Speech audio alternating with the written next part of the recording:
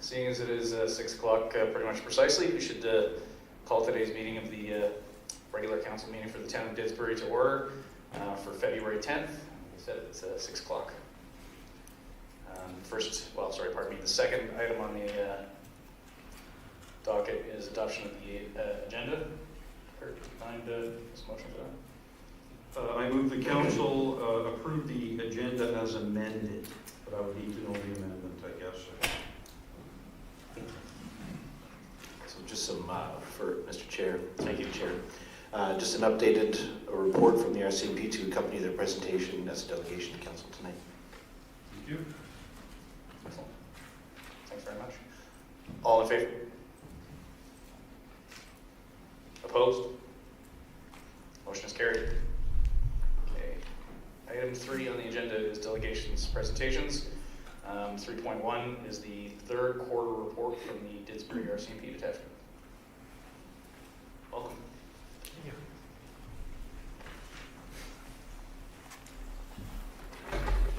Make sure it works. Working? Yep. Perfect. My name's Shane O'Neill, a sergeant with the Didsbury RCMP detachment. Last month I was selected to be the interim detachment commander for Didsbury. There will be a new detachment commander starting in April. Staff Sergeant Vince Bacon will be here by then, I'm hoping. And then I'll be moving on to Airdrie. The last 5 years I spent here as a corporal, as a supervisor here in Didsbury, so I do know the town quite well and everything that goes on. I did get out as fast as I could our latest Q3 report. Unfortunately, it was, like I said, it was a little bit behind. We got some additional documents that we were setting out this time around. So this is it. I still have to send it up to my supervisors. They have a final say, but this is essentially what you're going to get from these reports, and I should be able to make it official. My boss went on sick leave recently, so that's why there was a delay getting it to you guys. Again, I've been in Didsbury for 5 years. One of the big challenges for me as the police is that crime continues to go down in this town, which makes it a very boring job for me to come and report to you guys, unfortunately. It's not a town that has zero crime or zero incidents, obviously, but it's definitely on the downward trend of what we're seeing for crime and statistics. And you can see that in this report as well, what we're getting. As of today, we just had a new officer come, and now our detachment is completely staffed. We are down support services staff, which is being hired hopefully this week. But beyond that, we are going to be fully staffed. We are waiting for a corporal to come in to fill my position, and then obviously Vince Bacon, who's coming as a detachment commander.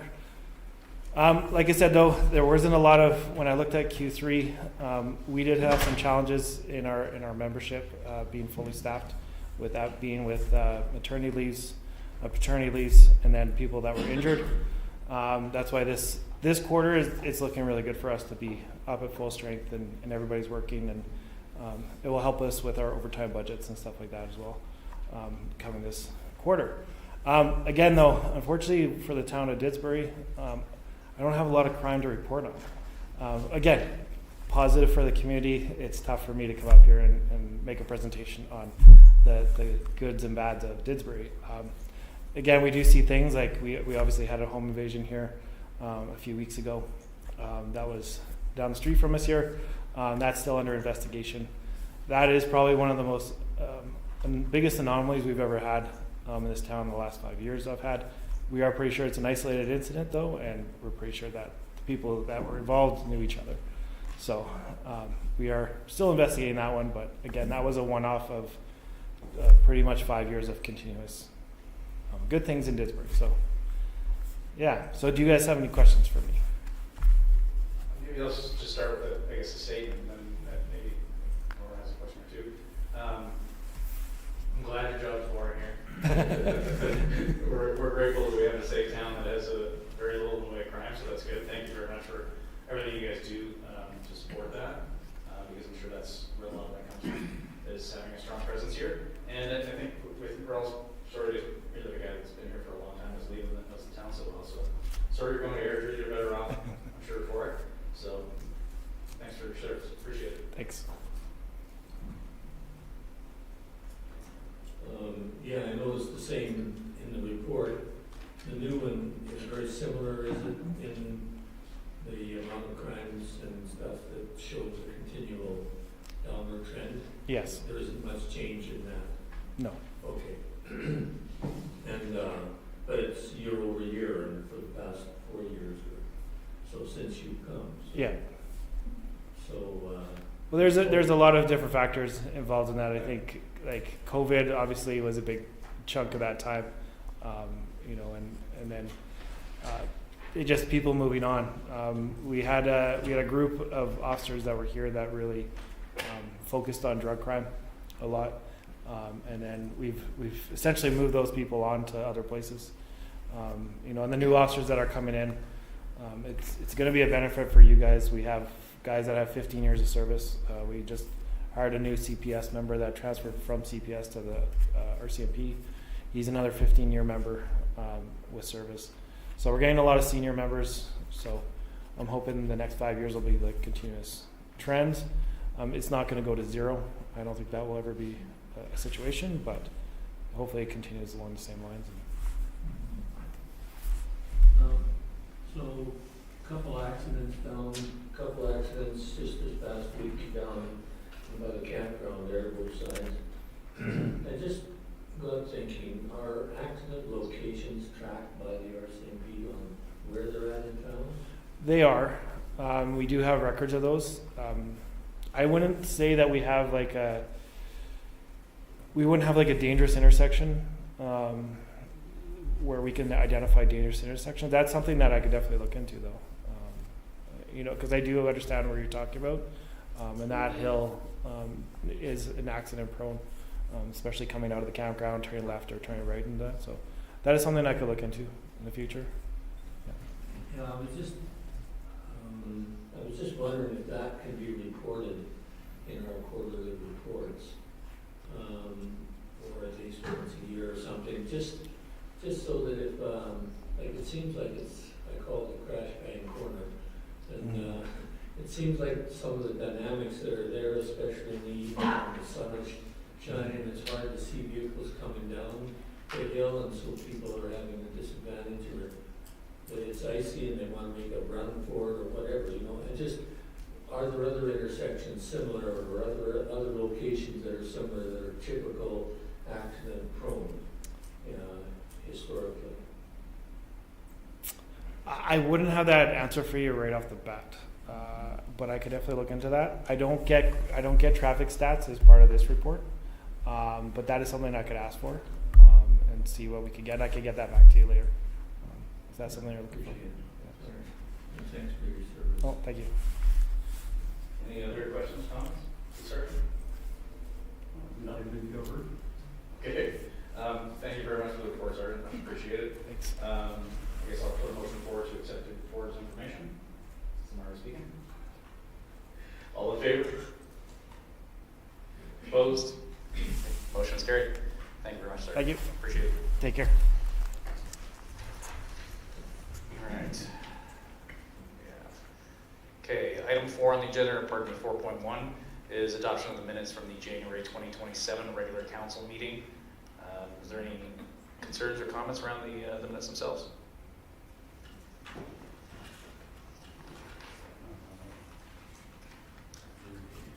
Sorry. I thought you were trying to say something, Michael, sorry. No? Okay, if I could. No, I didn't know if Jocelyn had sent out a date or something, but. Somebody's must have been wrong, mine was correct. It is the 27th, so, We're good. yeah. If I could just get a motion on that, that'd be great, thank you.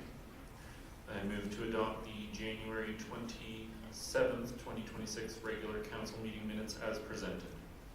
Excellent, thank you. All in favor? Opposed? Motion is carried. Thank you. Okay, at this point, we're going to recess the regular council meeting and open the public hearing.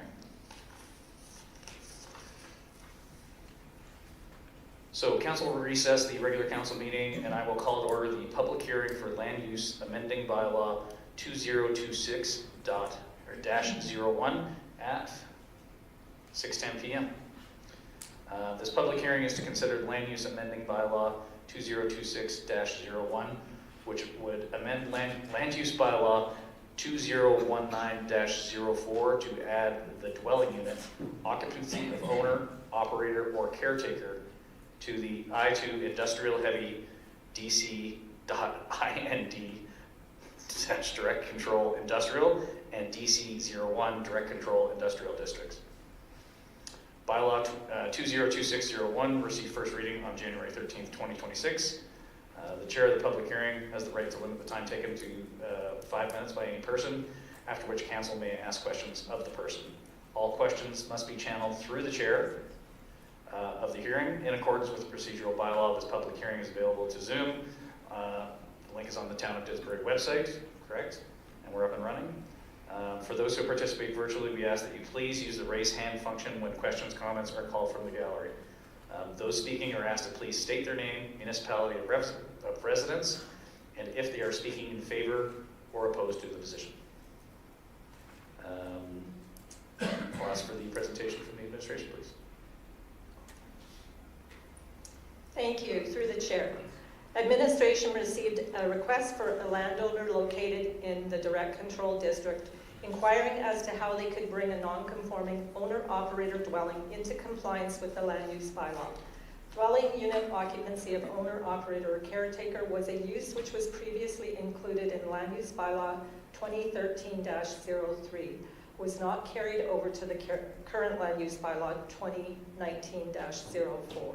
Administration recognizes that the use for dwelling unit occupancy of owner, operator, or caretaker has come up in several proposed development inquiries and during the municipal development plan review. During the review, they ensured that support of such a use was included in the new MDP. On February 25th, 2025, Council approved amending Land Use Bylaw 2025-01 to add dwelling unit occupancy of owner, operator, or caretaker, along with the definition to the Land Use Bylaw under the following districts: C1 Commercial District General, C2 Commercial District Highway, C3 Commercial District Core, RC Residential Commercial District, I1 Industrial District General. Unfortunately, the I2 Industrial District Heavy and DC Control Districts were not included in the amendment. With the support of this use now included in the new MDP, administration is requesting that this use also be added to these districts so that it aligns with the MDP. This use is not a family dwelling. The use is specifically for an owner, operator, or caretaker of the existing business. The dwelling could not be rented out as a residential dwelling. This type of use is typically used for security purposes to ensure there is someone located on the property at all hours of the day and night to deter break-ins and thefts. If this use is approved, the applicant would then have to apply for a discretionary use development permit through the appropriate development authority and ensure all safety codes requirements are met through the building permit process. If approved, the inclusion will encourage property owners to bring their existing non-conforming suites into compliance with our land use bylaw, along with building and safety codes. As required under the Municipal Government Act, the public hearing notification was posted on the Town of Didsbury website and advertised in the Albertan on January 20th, January 27th, and February 3rd to allow the public to submit any comments or concerns related to these amendments. Administration did not receive any comments or letters of concern. Administration recommends that the land use bylaw be amended to add the definition of dwelling unit occupancy of owner, operator, or caretaker, and add the dwelling unit occupancy of owner, operator, or caretaker as a discretionary use to the following districts: I2 Industrial District Heavy, DC-IND Direct Control District Industrial, and DC-01 Direct Control Industrial. If Council is satisfied with the public hearing, administration is recommending that Council grant second and third reading to amending Land Use Bylaw 2026-01 during the bylaw and policies portion of the agenda. Thank you. Thank you. Is the applicant present? Through the chair, we are the applicant. Okay, Um, perfect, never mind. Guess I should not follow the agenda so to the letter. Excellent. Well, I'll open it up to questions from council then.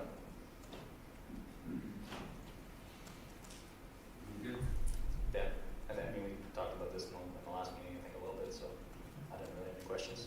Or nothing? No. Other than after us. Other than after us, you're going to ask the public for their Correct. input? Okay, yeah. Yeah, correct. No, Okay. At this time, I'd like to open up for comments or questions from the gallery and or from those that are on the Zoom link, if there are any. There aren't any? Okay. Anyone in the gallery? No? All right. Thank you. I guess that's probably not going to prompt any additional comments from council, so we'll just skip right past that. Any additional comments from the administration? Mr. CEO, anything? No? Okay.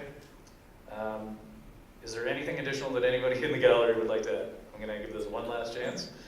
Okay. That's perfect. I just want to make sure before we close the public hearing.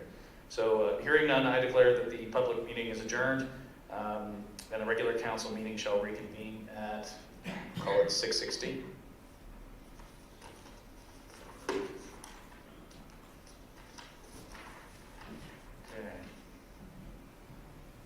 That takes us on to item 6 on the agenda, which is the CAO report.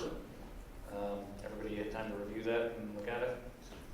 I'll open up the floor to comments or questions from council.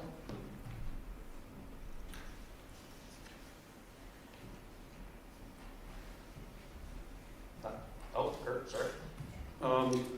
Probably outside of the CAO report, because I just understood that this just happened, and it looks like our neighbor to the north has lost their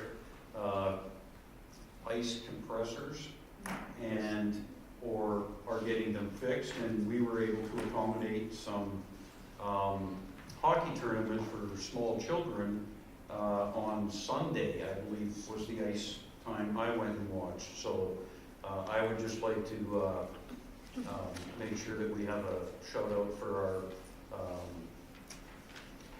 staff that was able to rearrange things and get this fit in. I think neighbors helping neighbors is a really honorable thing to do. So thank you for getting that done, administration. Okay. If there are no other comments or questions on the report, I'll ask for a motion on it then, please.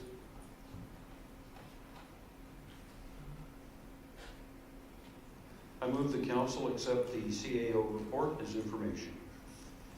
All in favor? Opposed? Motion is carried. Thank you. Okay. Takes us to section 7.1, land use amending bylaw 2026-01. Everybody up to speed on this?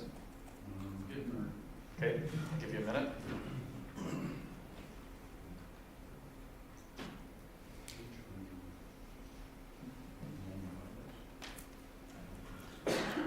Questions or comments? No? Norm, do you have anything on the bylaw that you'd like to add? I know we just discussed it, but. No, it's well worked through. Yeah, I think it's pretty straightforward. Okay, who'd like to make a motion? Oh, you want to make a motion? Okay, go ahead. I move that council grant second reading to land use amending bylaw 2026-01. All in favor? Opposed? Motion is carried. And I move that council grant third and final reading to land use amending bylaw 2026-01. Thank you. All in favor? Opposed?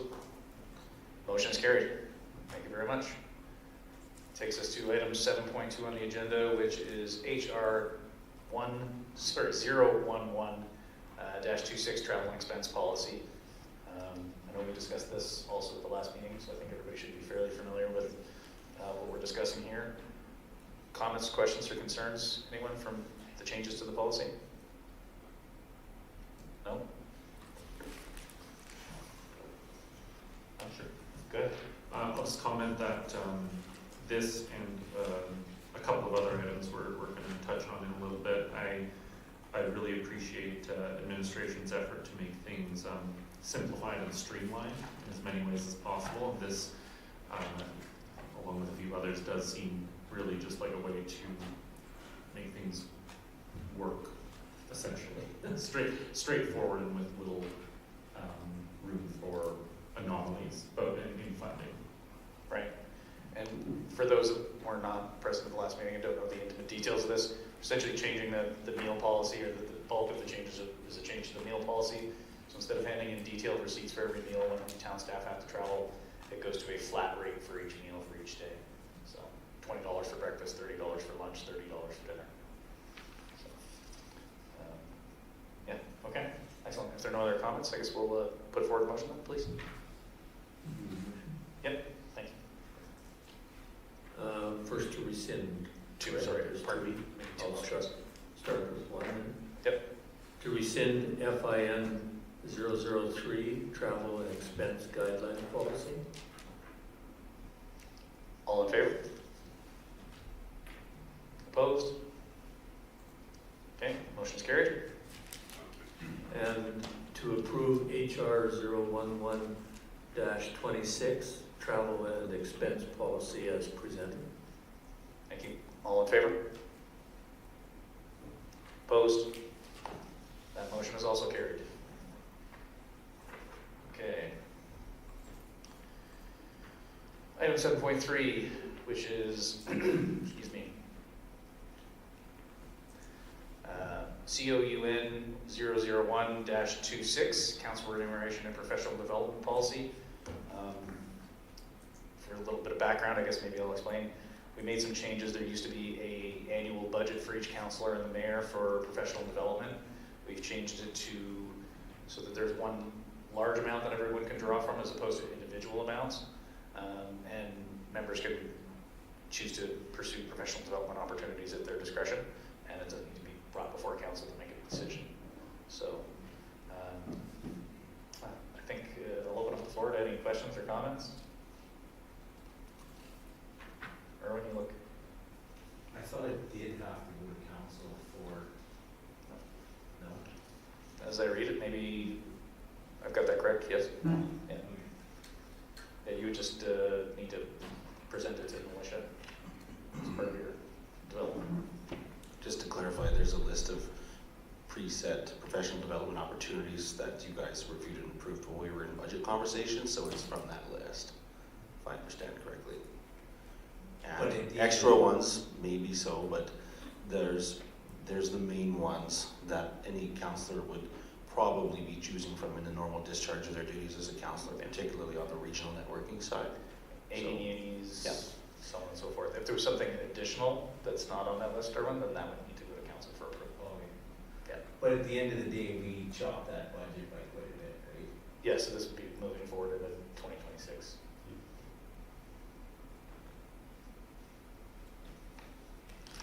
Okay.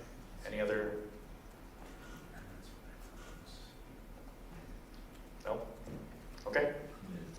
Yes, if you could, that would be great. 2? To rescind council or COUN 001-25, council remuneration and professional development policy. It is a mouthful, isn't it? All in favor? Opposed? Okay, motion is carried. Thank you. And to adopt COUN 001-26, council remuneration and professional development policy as presented. Excellent. All in favor? Opposed? Okay. Motion is carried.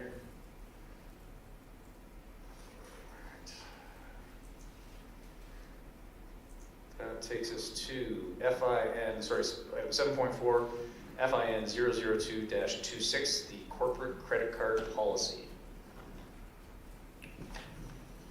We'll open up the floor for debate, comments, questions. Has everybody had a chance to review the policy in detail? Yeah? Okay. I'll be honest, I didn't see any obvious issues with it. I thought it was pretty clear cut. Yeah, it seemed to me just a way of formalizing and adding, like setting a policy for use of something that already needs to happen. Credit card purchases are just a necessary part of making purchases these days, and this is just a system to allow for that. As far as I understand. With the guarantee that it's paid off in, I think it was 60 days or whatever. So it's not a, here's a credit card, go buy whatever you want. It's a good policy. Yeah, I mean, the stipulations around what can be purchased and what cannot be purchased are very clear. And the repercussions for anything inappropriate being purchased, I think, are pretty clear. Yeah, like, so, yeah. Want a motion? Please, sir. I move the council approve FIN 002-26, corporate credit card policy as presented. All in favor? Opposed? Motion is carried. Okay,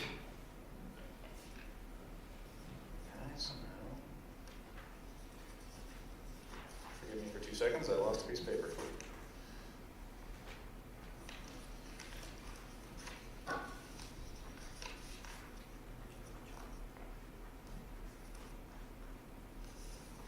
There we go. Too many papers on this desk, sorry. Forgive me. Okay, so that takes us to item 7.4, which is, no, pardon me, 7.5, which is COMM 002-26, Council Communication Policy. This comes from a conversation that we had a couple of weeks ago. There was a minor water break downtown and some confusion about what the scale of the damage may or may not be, so we discussed a way to maybe better communicate differing levels of emergent situations to council, and I think this covers it quite nicely. Mr. CEO, did you want to add? You did a better job than me, Your Worship. Honestly, I think you've had a chance to get the information, sort of a trial run from myself and from Lisa and comms as we get our info from directors and managers. How are you guys finding it so far? Some of it's kind of quick and informal, some of it's more of an email with info, but at least you know some of the things you might be getting asked on when you're out and about in your councillor duties, you can at least respond to. And I think it's been a good exercise for us to administratively go backwards and say, okay, is the language addressing the issue the way we need it to? Some differential between, a road closure is one thing, but a water break precipitating a road closure is still its own conversation piece. So let's pass it and see how it goes in action. So far, so good, right? Yeah, I think the communication about the rink this week was great. It's good to know in case you're getting questions from parents or whatever. So, Norm? Just a compliment to whoever's putting it together, Lisa. It is concise, but yet sufficient enough to understand the core issue in a way in which it doesn't take a lot of time to read it, but you know that you know what you know now. So, whatever that means. Let me summarize that for Norm. I agree. It's a short policy, which is the best policy. But it also, I think, incorporated all of our comfort level as to where we, as individuals, agreed that we should be in communication, and I think they did a good job in addressing that. So thank you. Excellent. Anything further on that? No? Okay. Get a motion there, Bob. That'd be great. Thank you. Move to adopt COMM 002-26 Council Communication Policy as presented. All in favor? Opposed? No. Motion is carried. Okay. And that takes us to 7.6, which is policy CS 001-26, FCSX external grant funding.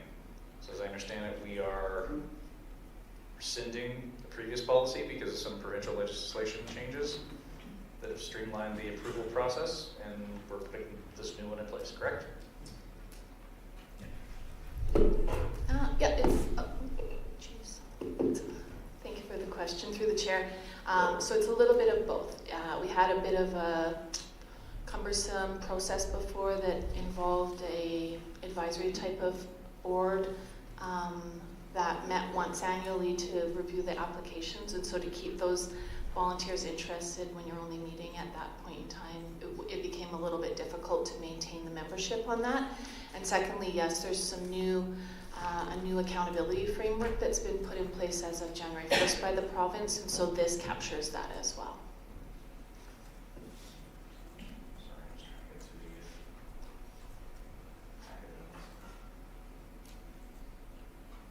these. Page 72. I'm all sort of broken out. Just, I can only assume that there was a great deal of streamlining because that is the old policy and that is the new policy. So they obviously made some improvements. So that's good to see. Okay. Where are we on the, I guess I need a couple of motions unless there's any other comments from the council. No? I just want to, sorry, I just want to clarify, based on what Nicole mentioned, that from what I read in here, that administration already sort of moved away from the use of the board in 2024 for those reasons mentioned. So this has already sort of been out of practice, and this is just getting things sort of caught up and streamlined up to match where it sort of already is, right? Yeah, that's correct. So we did move away from that in 2024 when it just became difficult to maintain those volunteers, like I had mentioned. And so this is the process for 24 and 25 that was used by previous council, and we're just aligning the policy for the practices that we use currently. Okay. So it's town administration staff that weed through the applications, put together the list that we're going to see in a few minutes, and okay, next one. Okay. Will, did you want to give some motion? Sure. I move that to rescind policy CS 100-FCSS. All in favor? Opposed? Motion's carried. And I move to approve policy CS 001-26 FCSS external grant funding as presented. All in favor? Opposed? And that motion is also carried. Thank you. Appreciate it. That takes us on to section 8, which is business. The first of which is item 8.1, 2026 Family and Community Support Services Grant Funding. As you're all aware, as part of the FCSS funding, we set aside $30,000 annually for grants.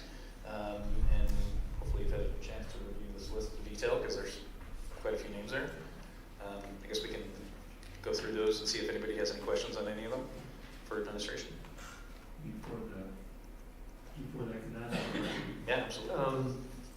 I wonder if, through the chair, whoever is interested in answering the question, can you give a review again of how the total of $30,000 is arrived at? So the $30,000 was what was proposed in the 2026 operating budget for the external, we call them community grant programs. And it's been reduced from previous years due to the fact that our current staff member, Shannon Wilcox, our FCSS coordinator, has done an excellent job of providing internal programs, and so we were able to fill a lot of gaps internally with our own staff members. Though the applicants that you see, you'll see some that are not eligible just based on the FCSS Act for the province, but the reason that the 30,000 is a reduction from previous years is due to the fact that internally we've been doing a lot more of our own programming that has been meeting a lot of needs within the community, and so that was what we had presented as part of your budget deliberations this year. Understood. Does anybody have any any specific questions on the grant applications themselves?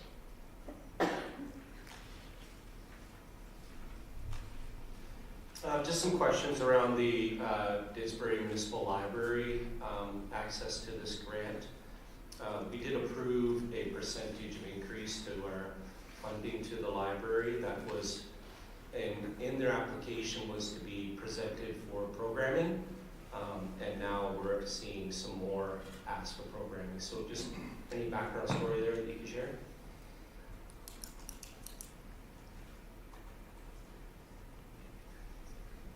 One moment. Will they have a conversation? I'll say this in general terms, having managed similar funds in other municipalities, not every year has there always been volunteer groups taking advantage of the pot of money, and so sometimes it's not uncommon to see municipal entities that have a fundraising arm putting in applications as well, just if there's money on the table to be taken up.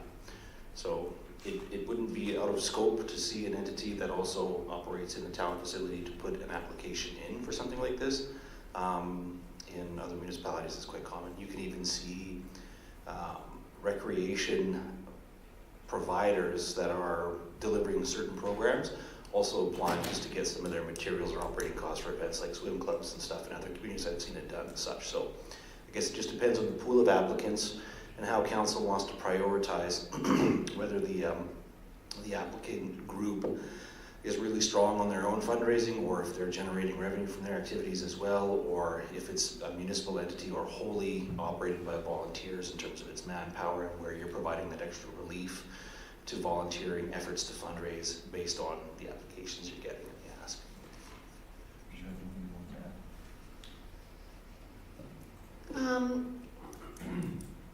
Yeah, maybe. So I know that we have been funding the teen drop-in program for several years at the library, and it has grown over those years. So we do see that it is meeting a need within the community that is difficult to meet, is sometimes kind of engaging with our teenagers, and so that captive audience has been, it's a good way, it's a good investment for FCSS, and within the new accountability framework, that is kind of part of the focus is on our youth in Alberta, and so that was, and it is within scope. All three of their programs are within scope for FCSS funding, but I do understand what you're asking. And just a reminder for council that the program, the FCSS program, is an 80% provincial funded program as well as the 20% municipal, so we do take that into consideration as well. However, in the end, these decisions, they do lie with council, how you'd like to proceed with some of the applications. Yeah, thank you for that. And then similar question to the Historical Society, we do our, so it'd be much along the same lines? Yeah, absolutely. It very much is hitting markers within our obligations to the province with FCSS, specifically, in providing active engagement for our senior, mostly our senior population is who we see attending those programs at the museum. But again, it really is the same, that it qualifies for the funding, but at the end of the day, it is council's decision on how they want to distribute these funds. Thank you. Yeah, I think maybe to Bob's point, maybe as Norm likes to say, the question behind the question is, we want to make sure that the money is going to the people with their hands out, as opposed to salaries and wages and things that aren't necessarily needed, because there are a lot of people in this town that have needs. I'm seeing, just as an example, and I know it's not getting funded because it doesn't qualify, but the Ross Ford Breakfast Program, that's something that I would see as very worthwhile. I know it doesn't qualify because of guidelines, etc. Sorry about that. Yeah, I think we want to make sure that we're putting the money where it deserves to be as often as possible. If I could just respond to that, I agree. I do know, and I can speak to these programs because Shannon, our staff person, also attends some of these programs, so we do see the value in them. We see the attendance, and we know that these programs, when they're applying for these dollars, those dollars are being applied specifically to what they're applying for. And also just to remind council, as part of being receiving FCSS funding, each of these groups that you will approve are required to enter into a funding agreement with us, and as part of that they have some reporting that is required. So it's just another kind of check and balance for us to make sure that what we're being asked for and funding for is what's being delivered to the community. Okay, sounds good. Yeah, maybe the Ross Ford thing, is that something where maybe they put their application in incorrectly? No, it really, like the FCS parameters, and you'll see it kind of at the beginning of the RFD. Sorry, not to take nits on No, the Ross Ford thing. that's okay. It is a valuable program. I mean, many of our kids and grandkids and that in the community have benefited from that program. It's just the nature of our obligation to the province does not allow us to provide for basic needs like food and shelter, and it can't benefit people individually. You know, there's ways of us being able to fund a program like that, but it is more for like volunteer training or I think that's what I was driving at, was maybe the application for funds for food, Yes. right, is maybe not the way to put it in the application. And just for council's information, just to clarify that even a little bit further, when the application process begins each fall for this, we're really clear. Like, if you have any questions or if you're wondering about whether you're eligible, just give us a call. We don't like when people have to go to all the effort of completing these applications to be not eligible in the end anyway. So we're always open to those conversations from our groups, and sometimes portions of a program would be eligible, but unfortunately what was applied for in 2026 funding, the ones that we have marked as ineligible, is based on the applications that they submitted. Understood. Thank you for clarifying that for people that may want to reach out in the future. Appreciate it. Okay. Any other comments or questions or concerns about Mark? It's touched on, but just let me give an example. My question really has to do with, has the scope changed recently? Because I know that Essentials for Our Community used to be a funded program partially, I believe. Never? Or, and then just, if it's not, just why does it keep coming up then? And having to say there's zero for it. I don't like that, but maybe explain a little bit. Sure.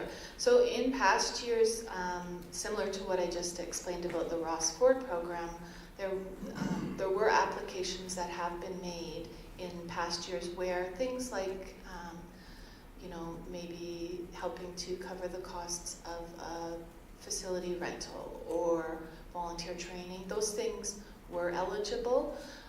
The province definitely is tightening up on the guidelines. Like, we have a whole new, these groups have to report to us, but we have to report to the province annually, and it's quite an extensive process. And so this year will be our first year with this new framework that they've put in place, which really drills down into what exactly is it that you're funding. So although in the past some of those things may have been, the best bet is for these groups to just give us a call so that, explain to us what your program is and what it is you need assistance with funding for. How's it going to serve Didsbury and area residents? Because of course it has to. And then we can then look in our resources from the province to be able to determine whether a portion of a program might be able to be eligible for some funding. But I've been doing FCSS for a long time, and I cannot remember a time that they ever would allow for funding for anything that is basic necessities, so food and shelter. So we can't help with like rental support for a family. We can't help with the food type programs because that's just not, this is intended to be a preventative social service program, and those are more reactive needs. And so we're better to build a program that, maybe offers, like a community kitchen type of program where we as a group can come together and do like meals together that everybody gets to take a portion home. So they're, but don't even hold me to that because we are just like literally 5 weeks into a new program with them. So we want to help these groups. We want FCSS to be able to be a partner with them. But unfortunately, because of our responsibilities for the 80% that the province provides for this program, we cannot make recommendations that do not fall within the guidelines that we have to meet. Yeah, I think we all understand that there's a legislative framework that you have to work within, and you can help people understand what that is if they get you involved before they start putting in their application. I get it. Bob, you had something? Yeah, just a question, and forgive me if you've stated this before, but how do you come to the recommended funding amount?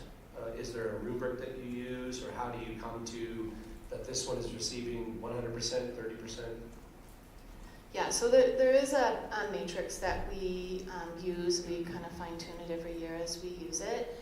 So really what you're being presented with tonight is, okay, so you see at the bottom, like the total asks was over double. And so we immediately take out the ones that are not eligible. And then we just look at, okay, how many Didsbury residents are going to benefit from some of these services? Are you offering programs within the community? Even though that's not a requirement, because we do have some regional services that you do see we're recommending council consider funding for. But, and then to get to that 30,000, then you maybe trim a little bit off of each to make it so that it's not a big difference between the ask and the give. That it still is going to be valuable to the organizations that receive the funding. But that's kind of the process. I hope that explains it. No, yes, thank you very much. And I was just, one of the questions I had was, as you're reviewing them, do you look at primarily our community ones first, and then whatever you have left over, then you start to move on to Mountain View and et cetera? Yeah, so we want to make sure that our obligation through the tax dollars that go into the FCSS program is to our Didsbury residents. We are fortunate enough that we do receive funding also from Mountain View County to serve the Didsbury rural residents around our community. But we also recognize that Didsbury isn't the be-all end-all when it comes to some social service supports that people need, and nor does each community need to have that. So when you are looking at things like maybe the Hospice Society or the emergency shelter, those are still very valuable to the people in our community that require those services. However, they're also being served by lots of other communities, and they're also being funded by other FCSS programs. So yeah, we look at home first to make sure that that the Didsbury groups that are eligible and that are being presented are funded to an extent that we're capable within the budget that we have, but also recognizing that there is importance with some of the regional services that are being recommended. Yep, no, thank you very much for that explanation. And so just to clarify then, the details on page 93 are essentially the rules that are given from the provincial guidelines saying what we must have in a program and what we must not have in a program. That's from the province, correct? Yeah, so that's out of the FCSS regulation. So we have an act or regulation that guides the program from the provincial level that falls onto the municipality to execute for them.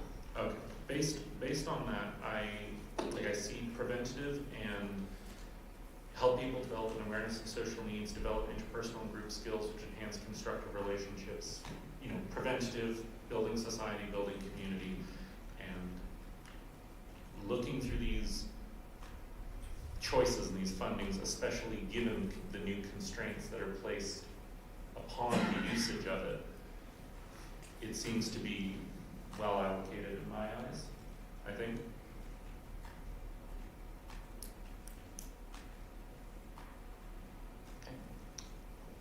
Troy? It just seems to me, when you put a note like this person isn't eligible, but then you look at what some of the other other people that are eligible that will receive funding, they're really doing the exact same thing, it's just worded differently, which is, you know, and to some people it could be considered favoritism, or the way I look at giving games to people or non-clinical arts-based emotional exploration is the same as a one-on-one writing lesson. That's a recreational leisure event type thing, which says it's not supposed to fund. So we're giving funding to one group, which could be considered leisure, but not another one. So how is those discrepancies made? I'm not discounting that none of this stuff is good. All this is good. If we had endless funds, we could give endless funds to everybody. But when one's considered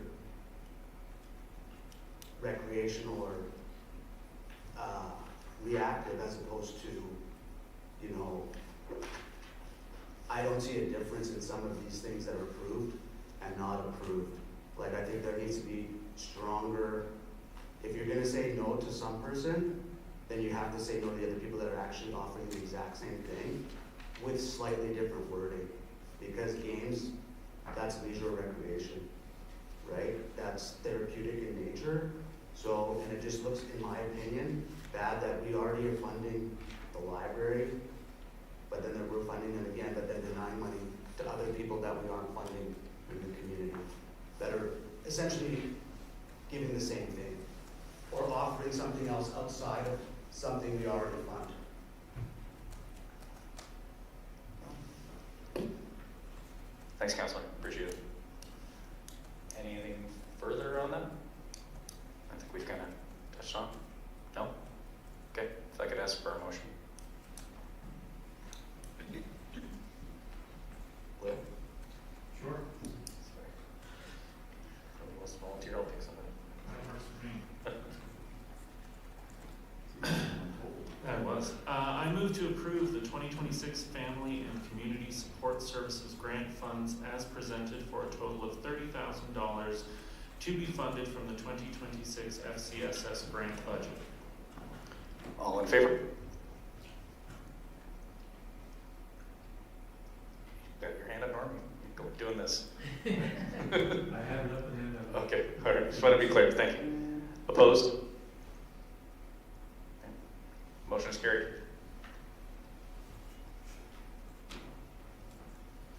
All right, that takes us to item 8.2, Realtor Services Contract Amendment.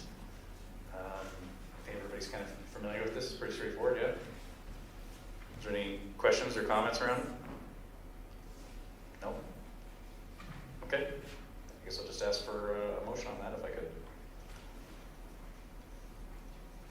Sorry. Move to approve the amendment to Real Broker Real Estate Service Contract to include 100 Chance Drive. All those in favor? Opposed? Motion is carried. That takes us to item 8.3, subdivision consideration for 100 Chance Drive. Mr. CEO, did you want to give a brief explanation? Sure, I can. Based on some of the queries we're getting from the market, we think you're going to have better luck if you do some subdividing of some of those larger parcels which were created way back when. I mean, Craig, if you want to jump in on the technicality of it. Tracy, did you want to weigh in on this one too from a more sort of uniform admin perspective? I'm giving them the Coles Notes version. That's fine. I can wait if you have questions, perhaps. Oh, sure. Take that 5 acres, split it into 2 pieces, please, is what I'm asking permission to do, and then hopefully we'll be doing some business on those 2 newly created parcels in the near future. And I assume that this will follow the rigorous process of going through MPC and everything else beyond that for finalization of that subdividing.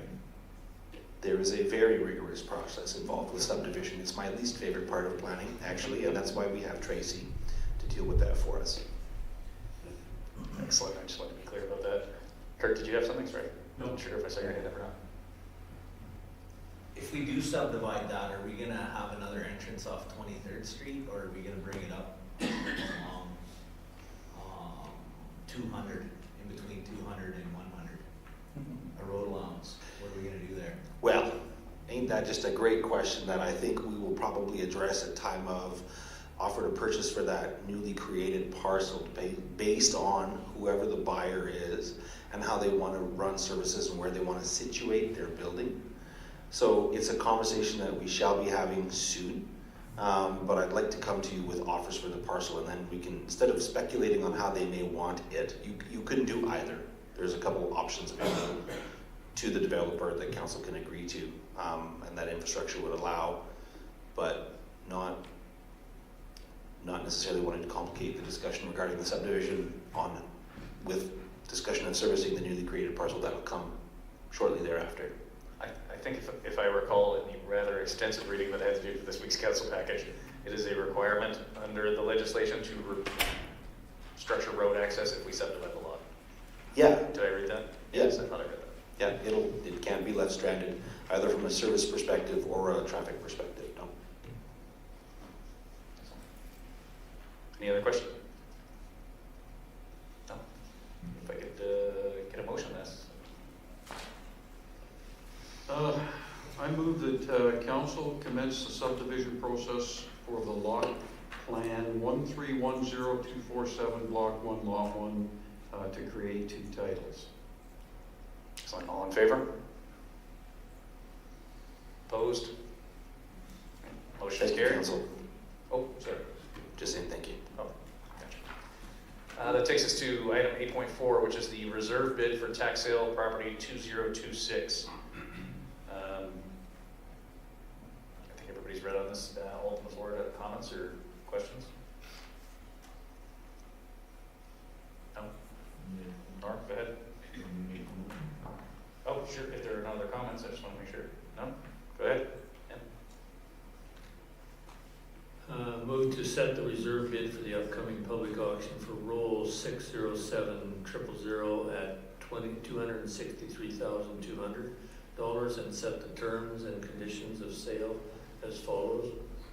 Number 1, payment by cash or certified check. Number 2, 5% non-refundable deposit provided on the date of the auction, with the balance to be received by the town within 15 business days after the auction. Excellent. Thank you. All in favor of that motion? Opposed? Motion is carried. Thank you. That takes us to item 8.5, which is the Mountain View and Neighbors Women in Business Awards. This was something that was sent to me and I passed along to the administration. It is essentially an event that's going to take place on International Women's Day. It is for support of local business women in all sort of different industries. It's women in business for profit, women in energy, women of influence, women in business not for profit, et cetera, et cetera. There's all sorts of different categories.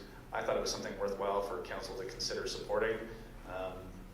Personally speaking, given that my wife is a professional, and I think it's a good, worthwhile endeavor for the council to support me there. I don't want to have everybody else's thoughts. I guess I'll just leave it at that. Rambling. Any comments or concerns? So the motion would be essentially to, sorry, go ahead, Kurt. I'm not sure what time it says it's a luncheon, and what day is March 6th? Is that a weekday or a weekend? 2 seconds. Because we're approving here for a table of 10, I think. Friday. It's a Friday, so that may be something that I can't attend. Are we going to be able to have someone go in our place? Sorry, go ahead. If we need to clarify, I agree. I think this is a worthy thing to support, and I can be available for that if we need a council representative. Yeah, I'll make myself available, and I'm sure anybody else can. And then I was thinking some of the town administration could round out the table of 10. Perhaps some of the influential and accomplished women in the room with us today would be there. I don't know. The cost is fairly small. It's not extravagant, so I think it's worthwhile now. Okay, now let's have a motion, please.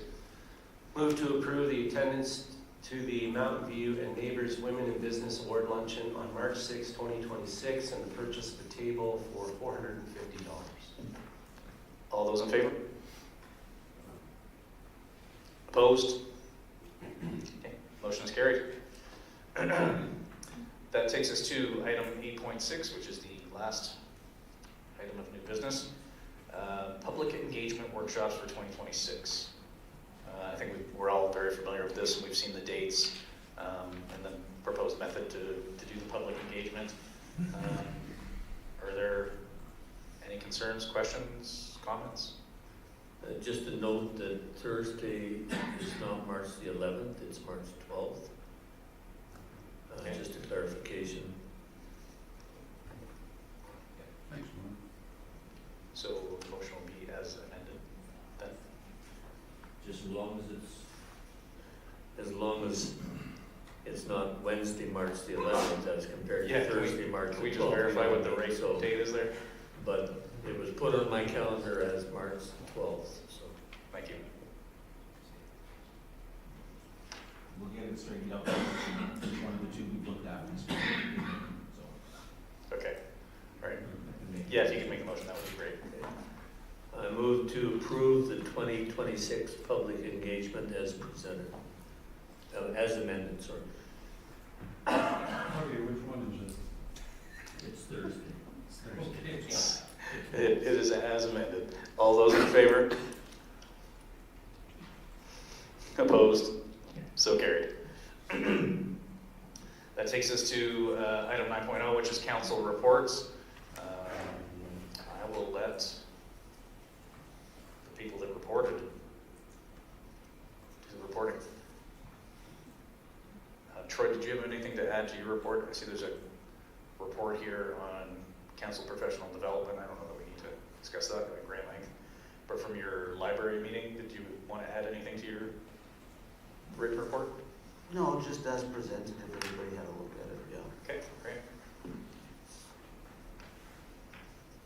Can I assume the same with the MPC? Okay.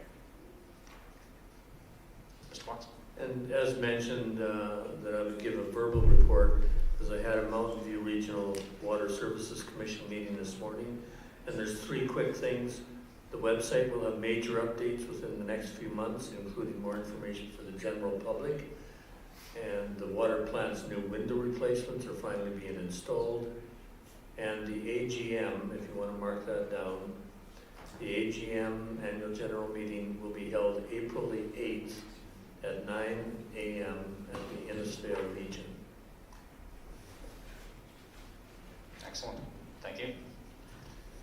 And that's to say that there are more and more people getting interested in water and what's happening with our water and where it's coming from and water consciousness, I guess you might say. And so the commission is getting more and more phone calls on that. And so they're wanting to spread this AGM announcement wide and far. So. Okay. Excellent. Will, you had something? Just a very short verbal report. I attended a Mountain View Seniors Housing closed meeting on January the 29th regarding the review of a grant application. Okay. Excellent. Councillor Kwas, is there anything else that you want to add to that? No, we'll just accept this information. Okay, so if I could just get a motion on the council reports. Sure. Will. Yeah, thank you. I move to accept the, that's the wrong one, apologies. I move to accept the February 10th, 2026 council reports as information. Thank you. All those in favor? Opposed? Motion is carried. That takes us to item 10.0, which is correspondence and information. So there's 2 pieces of correspondence that we have here.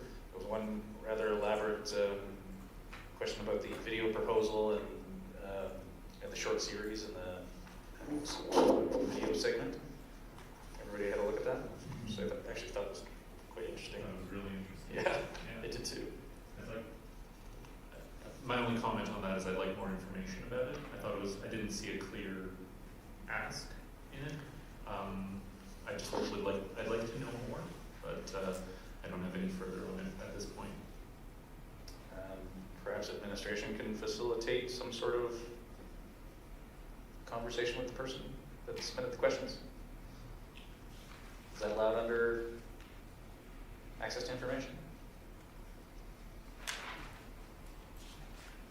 Bear with me, your worship, we're just getting our stuff together. Jocelyn, are you taking this one, or?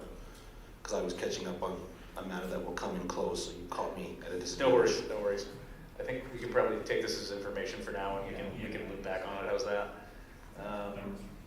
Okay. Yeah, no, but I did find it quite interesting.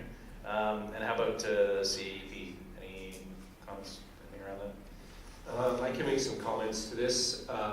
The city of Red Deer today had the motion to remove themselves from CAPE. It was defeated, so the city of Red Deer is remaining in CAPE at this time, Okay. with some recommendations to look at membership status, membership fees, and those types of things that will be in discussion at the CAPE board meeting, which I'm a member. Okay.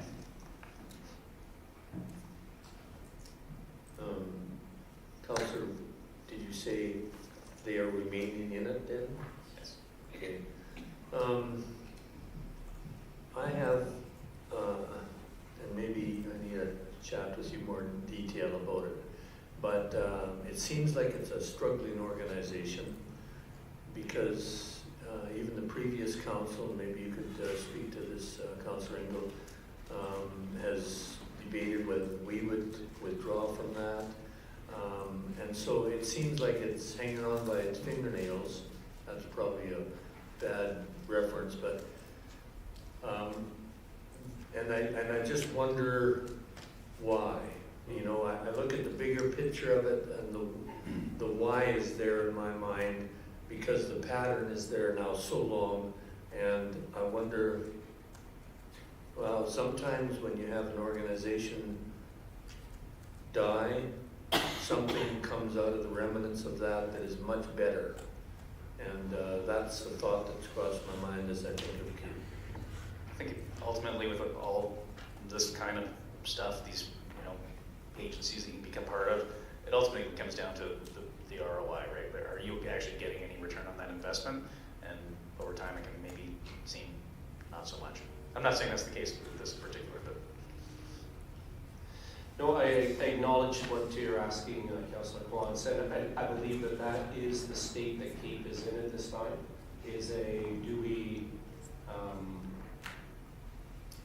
Do we become a phoenix coming out of this and recreate ourselves to be something that can be more appealing to the communities that are involved in CAPE? One of the areas is obviously financial consideration. Red Deer as a city is a major part of their revenue, as well as the government of Alberta, and both of those are in jeopardy at this time. So that's the reason why they're looking at what membership status looks like, what the cost to be a member looks like, and evaluating all those things. So the executive director is looking at all the opportunities that would be in front of them to maybe rebrand themselves, and as well as look at what other regional action that they can have.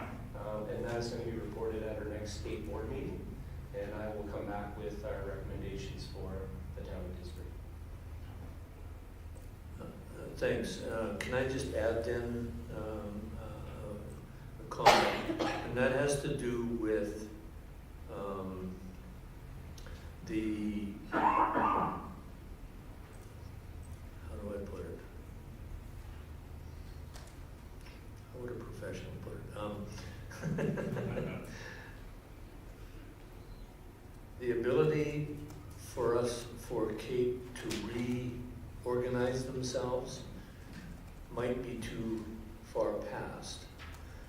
And the idea of a middle person in economic development, a middle management, and you know what's happening to middle management a lot in our days, where people are going right from the source to the user, passing the middle management, and it almost seems like CAPE is playing that role of middle management. And so my concern would be that we keep struggling and struggling, and that there's not enough momentum to get out of the doldrums, and I don't know if it's possible with this organization the way it is. Just one more comment on that. I see what you're saying. I think the key at this point in time for CAPE would be to be able to recognize their understanding, their function as a regional group. And their reach rate now, well, in previous years, was very much in the larger city kind of understanding. But now with most of the larger cities having economic development officers or economic development departments, they are looking at why CAPE. But the smaller communities are still seeing the value in CAPE. And so I think that's part of the conversation as they go forward. Yeah, I'll address Norm's question. So I can't speak for all of council, previous council, I can speak for myself. And that's what I always struggled with CAPE, was finding the value in it for our community. And as Councillor Murray just alluded to, that in the past it seemed like the larger centers got the attention and got the benefit from it. And the smaller, more regional or rural didn't seem to benefit from it. And so, you know, that's why I voted in favor of having Councillor Murray attend the CAPE, so that he could gauge the value to us. And I think that's what we're looking for Councillor Murray to bring back is, in fact, is there benefit to us being a member? And that will take more than 1 or 2 meetings, I believe. And that was the question, I think, in the previous council, like what is the benefit? And if we can't figure out what the benefit is, there mustn't be one. So I would let Councillor Murray continue on for the year. I think we have to give a notice anyway to withdraw, but I think he's engaged and has a good understanding of it, and will report back to us correctly on the benefit to this community. Duly noted, Councillor Engel, and the withdrawal would have to happen at the fall AGM. Yeah. So we'd be looking at next fall's AGM. So, listen, great debate and discussion around that. And I agree with Kurt that, you know, we really do need to decide down the road whether there's value for us, and I think that a few months between now and the fall gives us the time to do that. I personally haven't made up my mind on it, so we can have that debate. I think for the time being, we maybe get just a motion to accept this as information, and we can move on. I'll move to accept the correspondence for February 10th, 2026 as information. Excellent. Thank you, Councillor Stevens. All those in favor? Opposed? Okay, motion is carried. Thank you very much. That takes us to item 11, which is question period. I will open up the floor to anyone in the gallery that has anything they'd like to share.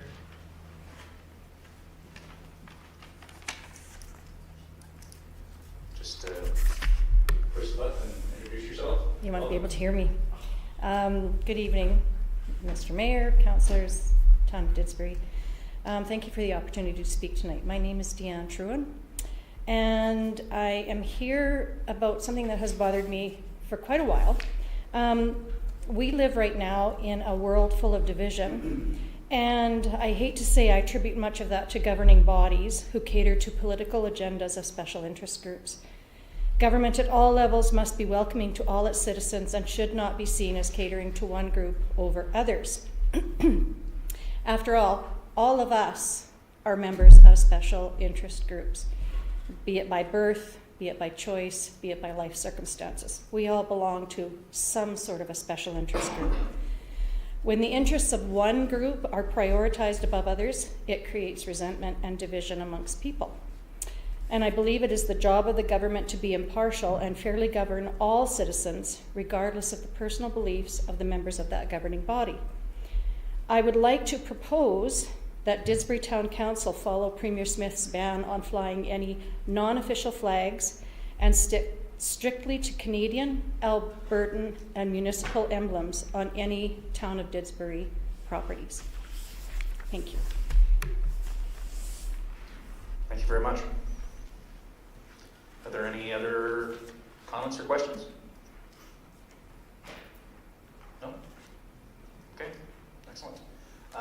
takes us to item 12, which is our closed meeting. So unfortunately, I'll have to ask all of our guests to step out, because we have some sensitive business that we need to discuss. So I'll make a motion that we recess at 7:50 and go indoors.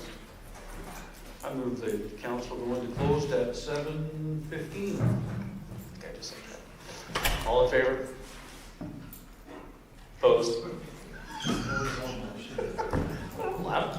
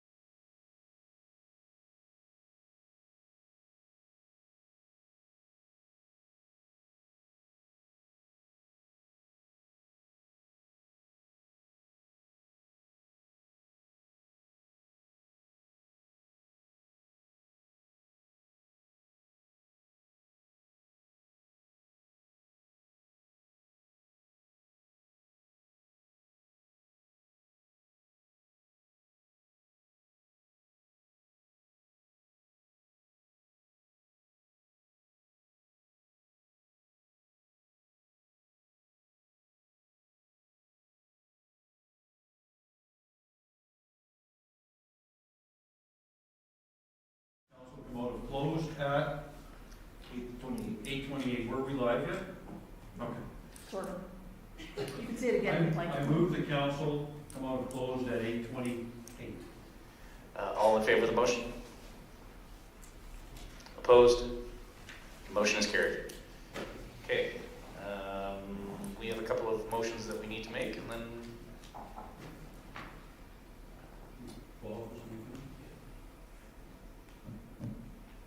Okay, motion to approve the sale of a portion of 100 Chance Drive as presented, subject to the terms and conditions. all in favor? Opposed? Motion is carried, thank you. And a motion to approve the sale of 1000 Chance Drive as presented, subject to the terms and conditions. All in favor? Opposed? Motion is carried. Okay, if I could get one final motion, that would be great. I'll look who steps up. I move to adjourn the February 10th, 2026 regular council meeting at 8:29 p.m. All in favor? Opposed? Motion is carried.